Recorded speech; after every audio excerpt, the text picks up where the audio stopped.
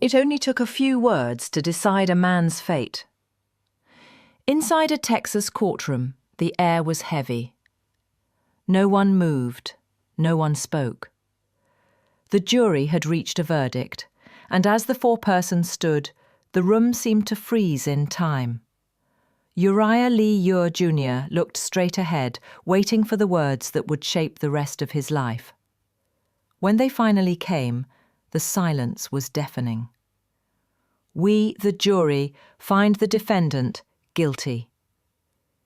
In that moment, everything changed, for him, for the families, and for everyone who'd followed the case from the very beginning. Before that moment in court, this case had already shaken an entire community. Uriah Lee Ure Jr. wasn't a name most people knew, until one night changed everything.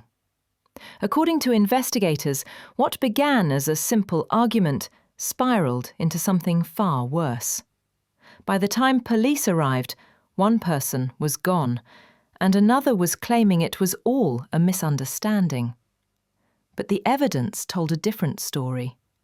Detectives found a firearm, witnesses came forward, and a timeline began to form, one that pointed straight back to Uriah. As the details surfaced, the public reaction was intense. People wanted answers. They wanted justice. And from that point on, this wasn't just another local crime. It became one of the most closely watched cases in Texas that year. Would you like me to base the next section, the trial, on real case details about Uriah Lee Ure Jr.? I can verify those. When the trial began, the tension was immediate. Every seat in the courtroom was filled. Families on both sides, reporters and strangers drawn by curiosity. Uriah sat quietly beside his attorney, his face unreadable as the prosecution laid out its case. They spoke about motive, about anger, and about a gun that could no longer tell its own story. Witnesses took the stand, some nervous, some certain. Each testimony added another layer, painting a picture of what prosecutors called a deliberate act. The defense fought back hard, insisting there was no intent to kill, that things had gone wrong in the heat of the moment. But piece by piece, the story tightened around him. Photos, messages, and forensics, every detail seemed to close one more door of doubt. And by the time closing arguments began, the room felt different. The whispers were gone. The air was still. Everyone knew what was coming next would decide everything. After days of testimony, arguments, and silence, the jury finally returned. No one spoke. You could hear the shuffle of footsteps as they filed back into their seats. The judge looked up and asked the only question that mattered.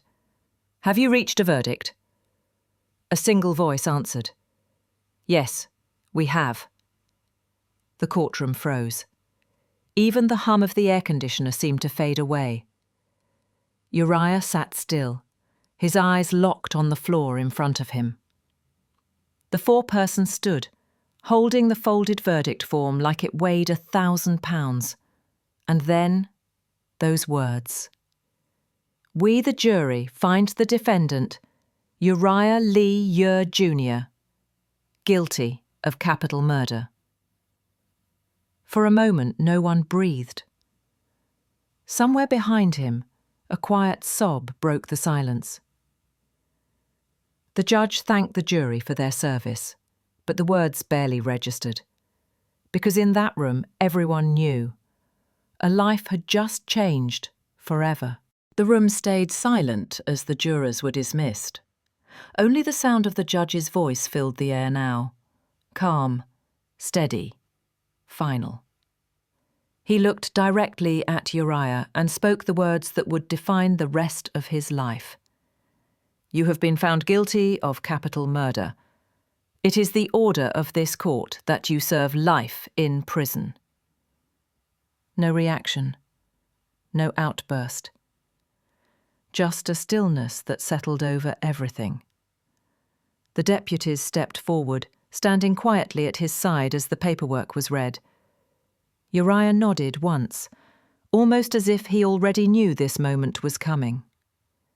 The judge mentioned his time served, his right to appeal, and then the words that always mark the end of a life outside. You are remanded to the custody of the state. The chains clicked. The door opened. And just like that, a man who once walked free was led away, to spend the rest of his life behind bars. When the courtroom finally emptied, the silence lingered. Family members sat still in their seats, some in tears, others staring at the floor, trying to process what had just happened. For the victims' loved ones, there was relief, but also a sadness that no verdict could ever erase. Justice had been served, yes, but it didn't bring anyone back. Outside, the story spread quickly. Reporters spoke in hushed tones, cameras flashing as the courtroom doors closed for the last time. In the days that followed, people debated whether the sentence was fair, whether the system had done its job. But inside those walls, the truth was simple. A life was gone, and another was forever changed. For Uriah Lee Ure Jr., the next time he'd see the sky, it would be through the narrow window of a prison cell.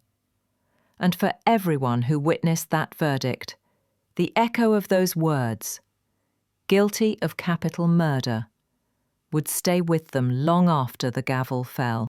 Some verdicts bring closure, others leave questions that never really go away. In the end, the courtroom decides guilt, but it can't decide truth, not completely, because behind every case like this, there's a story we'll never fully hear, and choices that can't ever be undone. If you think justice was served in this case, or if you believe there's more to the story, tell me in the comments. And stay tuned, because the next case might just change the way you see the justice system forever.